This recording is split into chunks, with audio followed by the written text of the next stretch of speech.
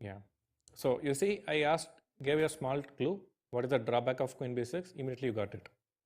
And in one of the episodes, I told you after every opponent move, 10 seconds to find the idea, 10 seconds to find the drawback, 10 seconds to make a list.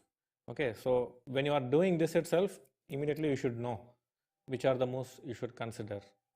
Okay, so queen b4.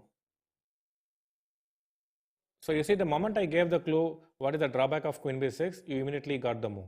Okay, so now this is important because if we are given the correct clue, we can quickly find the move. Okay, which is not a bad thing. Now all it remains to be done is who is going to give the clue. Okay, this is a very simple answer. You have to give the clue to yourself. So how do we give the clue to yourself? Like you just ask these questions. What is my opponent's idea? Okay, and you can ask, which is my worst place piece?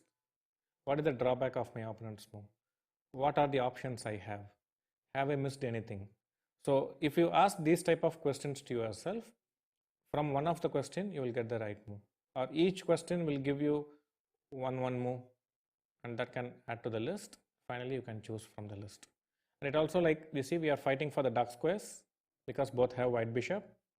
Okay, so we are fighting for the dark squares and we are trying for piece activity because it's a symmetrical structure. Rook e8 defends the knight, but he's kept the rook in a white square and it's passive and defensive. Knight b3. So what are the threats? One, Rook d6, rook d6, knight a5, knight a5, queen a5, queen d4, right? So this is how you should learn to think. Quickly, moves should come in your mind. Okay? Knight e5, rook d6, queen a7. Instead, had you played knight to c6, you could go queen c5. And we already know that when you have positional advantage, you can exchange queens, go to endgame. So we are not averse to that idea. So we played rook d6, he played queen a7. Now I have already told you that whenever you play an attacking move, an opponent responds with a defensive move, you should punish that defensive move by exploiting the drawback.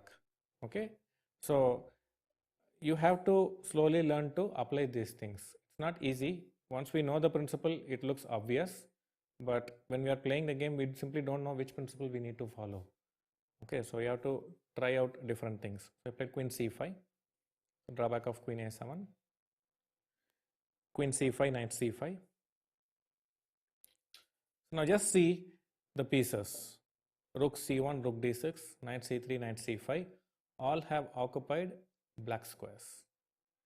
Okay, not only that, the d6, c5, they are all weak squares. And why did they become weak? Because he has kept pawns in white squares. Okay, knight f5. The most obvious move according to the color concept is to play rook d2. Okay, but he played rook d1, bishop b7.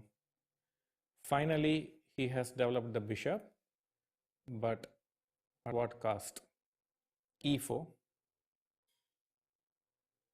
Now white is taking over the initiative. Knight e7, f4, knight 5 c6,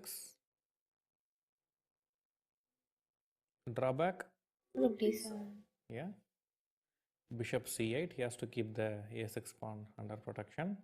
Now I have two obvious squares, rook d6, rook c7, rook d6, rook c7. He played rook d6, didn't want to give rook d8 open file. Now if he plays e5, you can play f5. Okay, keep the knight e7 and bishop c8 locked up. He played h6. Now beautiful move, king f2. Why is it a beautiful move? Because he just shows I am in control and I am not looking for a quick win. Okay, so when you have positional advantage, most of us want to win the game quickly. We simply assume that because we have advantage, we have to win, which is correct. But the assumption is wrong if you think because you have advantage, you have to win quickly. Okay, if you have a mating attack, then you should win quickly, but not when you have positional advantages. Okay, so positional advantages, you should simply know I'm going to win this game, but I'm willing to wait and be patient. I don't want to win the game immediately. Eventually, I want to win. Rook d8, rook c d1, rook d6, rook d6, b4, knight 3a4. So then you see, like, complete control. a6 is weak, dark squares are weak, and eventually white won the game. Okay, so here again the move b5, it created some weaknesses on the dark squares, and he found the right plan, queen b3, queen b4, and then rook of d1.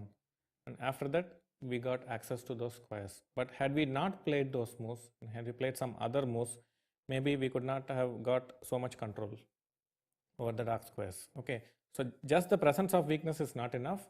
We should have the skill to exploit them properly. So in the first game, we saw that black played the super active e5 move, which gained him a tempo by attacking the knight on d4, but it irreparably created weaknesses around the light squares and the dark squares, which white cleverly exploited by playing g3, bishop g2. And then it was very difficult for black to develop the queen side, especially the pressure on b7 pawn, the bishop c8 could not come out. And in the second game, we saw that again with the move b5, black created many holes on the dark squares, and white exploited it with the queen b3, rook of d1, queen b4, and then he got rook d6. So identifying the weak squares in opponent's position and finding correct way of exploiting those weak squares is a skill that we need to learn.